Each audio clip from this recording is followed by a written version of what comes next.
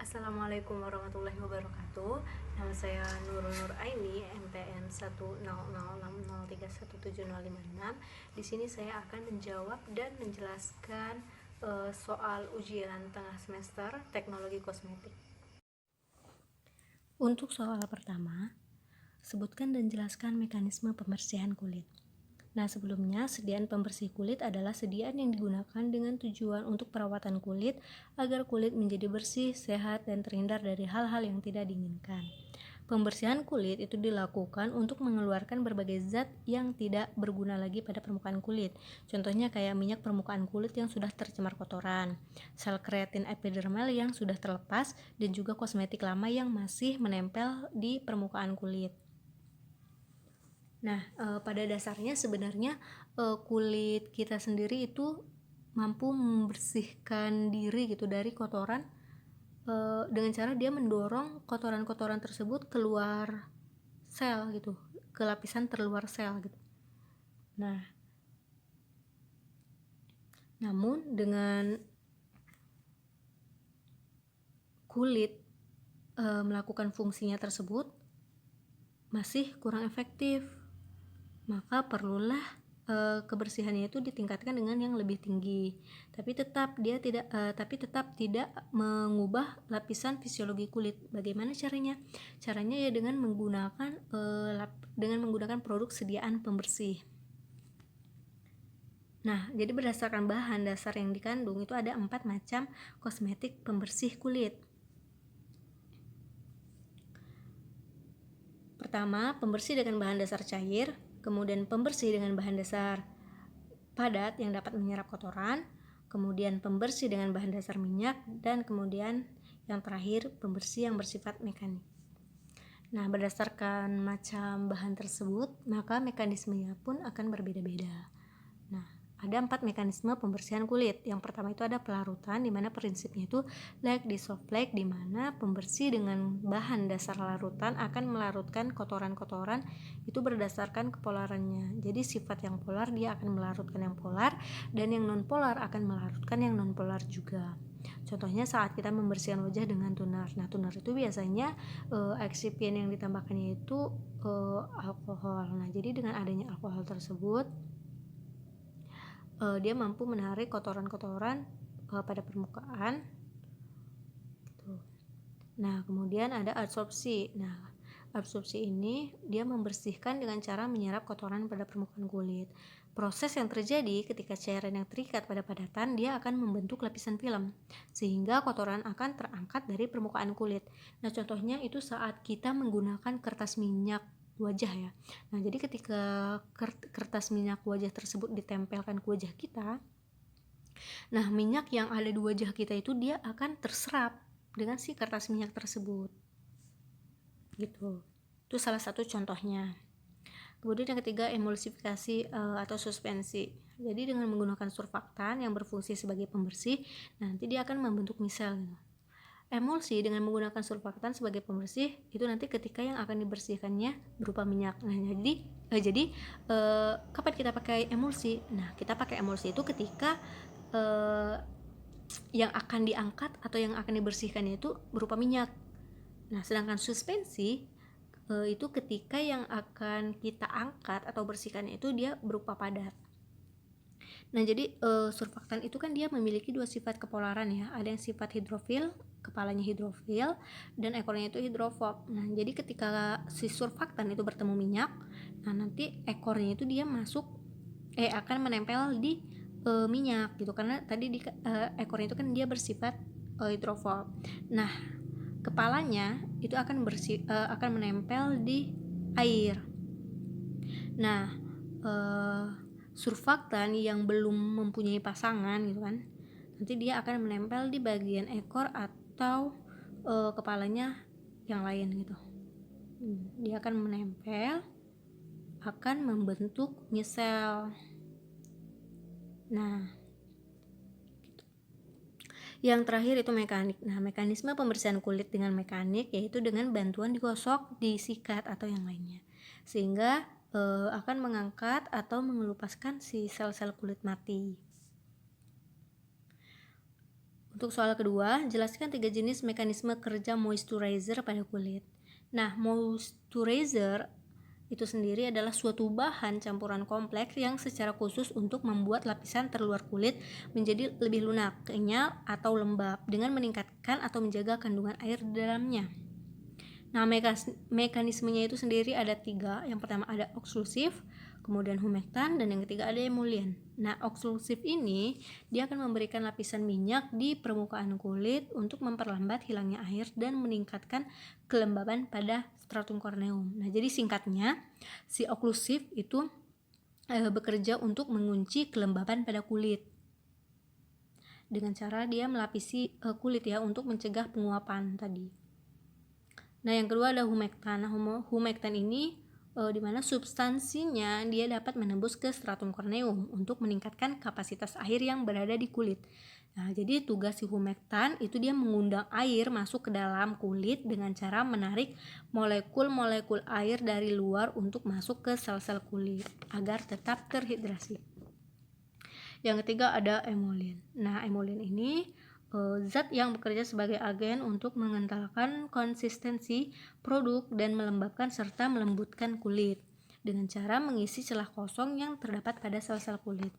Nah, kalian akan meninggalkan kulit dalam keadaan lembut, kenyal, dan lembab. Nah, anggap aja seperti ini, anggap ini lapisan kulit ya, lapisan kulit gitu kan. Nah, si humektan yang kerjanya mengundang air untuk masuk. Jadi ketika air ada di luar, jadi humektan itu dia akan mengundang molekul-molekul air untuk masuk ke dalam kulit gitu. Anggap ini air gitu. Dia masuk ke dalam kulit. Nah, si oklusif tadi dia bekerja untuk mengunci kelembapan pada kulit. Nanti si oklusif itu dia mengunci air yang ada di dalam kulit tersebut supaya tidak keluar gitu kan. Nah, si emollient ini dia bekerja itu dengan cara, nah nanti si emollient ini masuk itu melalui kayak pori-pori gitu kan, celah sel-sel kulit gitu kan, melalui pori-pori gitu dia masuk ke dalam juga. Nanti dia akan meninggalkan si kulit itu dalam keadaan lembut, lembab, dan kenyal. Nah, untuk yang ketiga itu jelaskan apa saja pertimbangan saudara dalam menganalisis formula yang akan dibuat.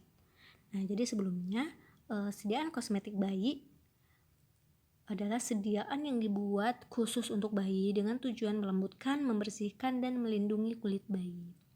Nah, ini salah satu contoh formula yang akan dibuat itu yaitu bedak bayi.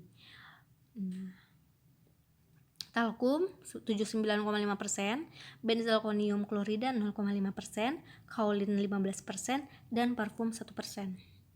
Untuk analisis formulanya tersebut, talkum itu digunakan sebagai bahan dasar zat pembawa yang paling sering digunakan karena talk tersebut selain sebagai polen dan penghalus kulit, dia juga dapat menempel lama pada kulit.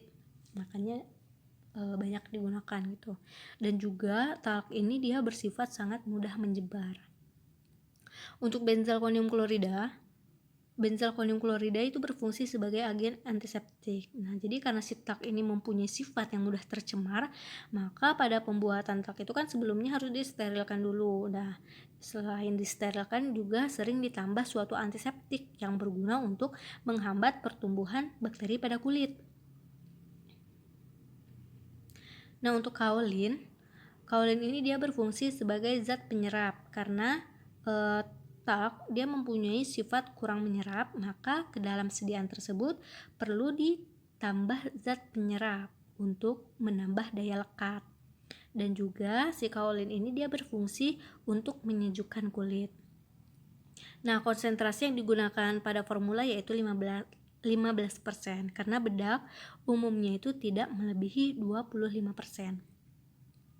Untuk parfum itu digunakan dalam formula untuk menambah aroma harum pada bedak dan juga untuk meningkatkan daya tarik pada sediaan. Pada formula bedak konsentrasi yang digunakan adalah 1%. Nah, karena rentang parfum yang harus digunakan itu 0 sampai 1%. Yang keempat, sinar surya begitu penting dalam kehidupan kita. Namun pada kenyataannya manusia membutuhkan sediaan kosmetik tabir surya. Nah, jelaskan jenis-jenis sinar UV serta mekanisme kerja sediaan tabir surya. Sebelumnya, matahari itu memancarkan sinar yang mengandung radiasi ultraviolet atau biasa disingkat dengan UV. Nah, yang tidak dapat dilihat dan dirasakan secara langsung oleh manusia. Nah, sinar UV ini dari matahari tersebut dia memiliki manfaat yang baik. Salah satunya adalah vitamin D. Namun, jika sinarnya itu terlalu berlebih yang terpapar ke kulit kita, maka dia akan mengakibatkan kerusakan pada kulit. Nah, untuk jenis-jenis sinar UV-nya, yang pertama ada sinar UVA. Sinar UVA ini paling banyak mencapai bumi 100 kali daripada UVB. Nah, dapat menyebabkan proses penuaan dini karena mendegradasi matriks kulit. Radiasi UV ini masuk matriks kulit dan dapat bereaksi dengan oksigen, menghasilkan radikal bebas yang menyebabkan kerusakan fibrolas kulit. Nah, radiasi UV ini dia mengakibat kulit menjadi hitam atau gelap itu karena dia berpenetrasi lebih dalam pada dermis. Gitu kan. Nah, untuk sinar UVB itu sinar terkuat yang mencapai bumi. Kerusakan kulit yang ditimbulkan itu berada pada bagian bawah epidermis, banyak mengakibatkan kerusakan pada kulit, bahkan merusak serat kolagen dan elastin, membakar kulit dan dapat menimbulkan kanker kulit. Dia dapat luka bakar gitu.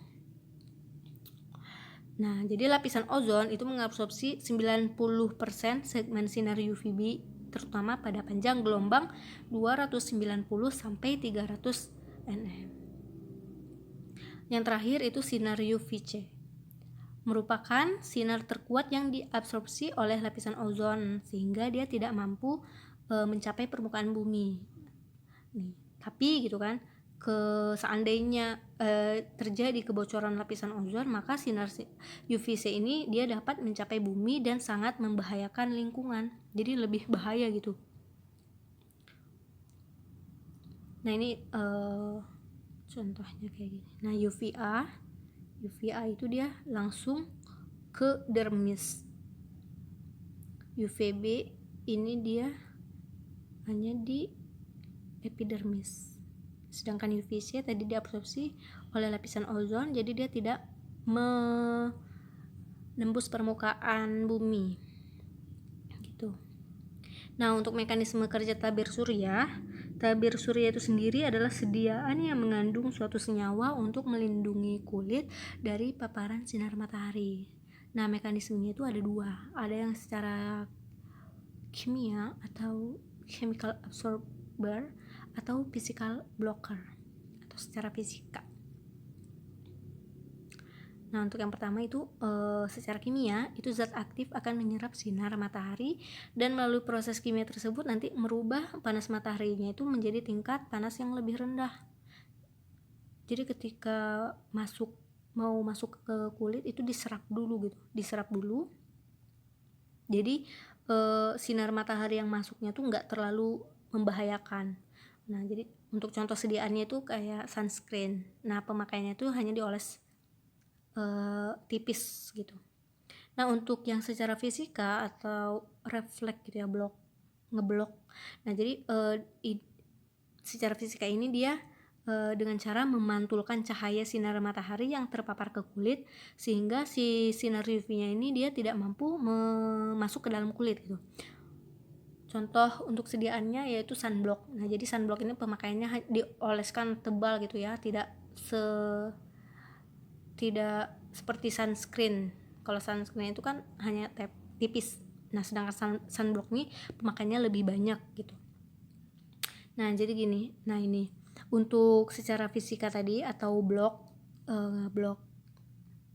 Jadi ketika sinar matahari itu terpapar ke kulit, nah nanti di kulit dipantulkan lagi gitu, atau si kulit ngeblok si sinar matahari. Jadi sinar mataharinya tidak tidak masuk ke dalam kulit. Berbeda dengan secara kimia.